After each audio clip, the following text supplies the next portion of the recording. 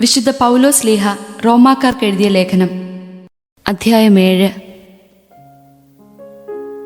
സഹോദരരെ, നിയമത്തിന് ഒരുവന്റെ മേൽ അധികാരമുള്ളത് അവൻ ജീവിച്ചിരിക്കുന്ന കാലത്ത് മാത്രമാണെന്ന് അറിഞ്ഞുകൂടെ?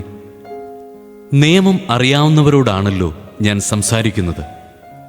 വിവാഹിതയായ സ്ത്രീ ഭർത്താവ് ജീവിച്ചിരിക്കുന്നിടത്തോളം കാലം അവനോട് നിയമത്താൽ ബന്ധിക്കപ്പെട്ടിരിക്കുന്നു. ഭർത്താവ് മരിച്ചാൽ ഭർത്താവുമായി തന്നെ ബന്ധിക്കുന്ന നിയമത്തിൽ നിന്ന് അവൾ സ്വതന്ത്രയാകുന്നു.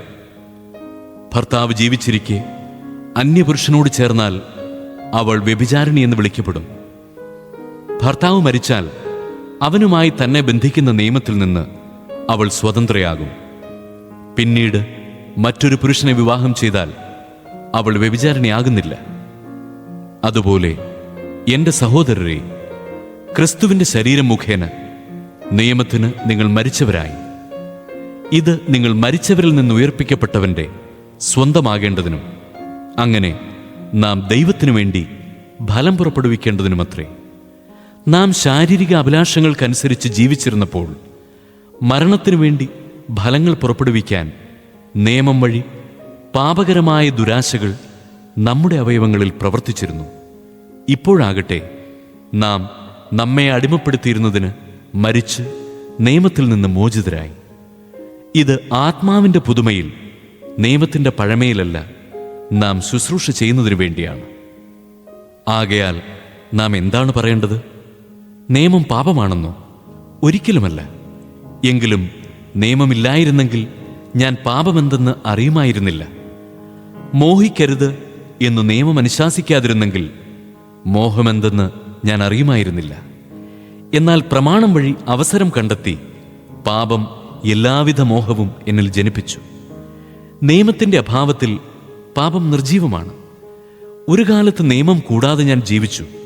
എന്നാൽ പ്രമാണം വന്നപ്പോൾ പാപം സജീവമാവുകയും ഞാൻ മരിക്കുകയും ചെയ്തു.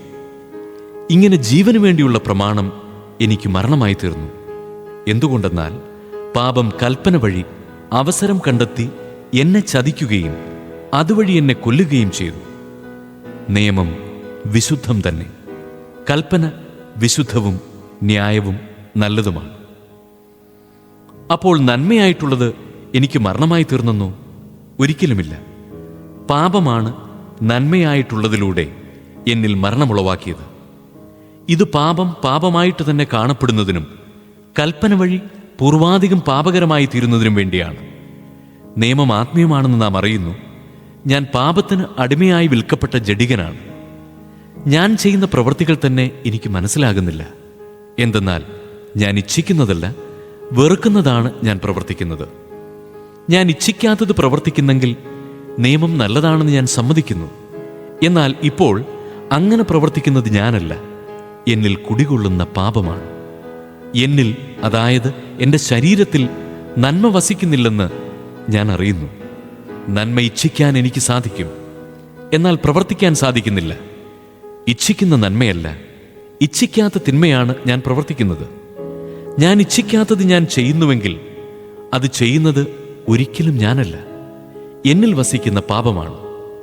അങ്ങനെ നന്മ ചെയ്യാൻ ആഗ്രഹിക്കുന്ന എന്നിൽ തന്നെ തിന്മയുണ്ട് എന്നൊരു തത്വം ഞാൻ കാണുന്നു. എൻ്റെ അന്തരംഗത്തിൽ ഞാൻ ദൈവത്തിൻ്റെ നിയമമോർത്ത് ആഹ്ലാദിക്കുന്നു. എൻ്റെ അവയവങ്ങളിലാകട്ടെ എൻ്റെ മനസ്സിൻ്റെ നിയമത്തോട് പോരാടുന്ന വേറൊരു നിയമം ഞാൻ കാണുന്നു. അത് എൻ്റെ അവയവങ്ങളിലുള്ള പാപത്തിൻ്റെ നിയമത്തിന് എന്നെ അടിമപ്പെടുത്തുന്നു. ഞാൻ ദുർഭകനായ മനുഷ്യൻ. മരണത്തിന് അധീനമായ ഈ ശരീരത്തിൽ നിന്ന് എന്നെ ആര് മോചിപ്പിക്കും? നമ്മുടെ കർത്താവായ യേശുക്രിസ്തു വഴി ദൈവത്തിന് സ്തോത്രം.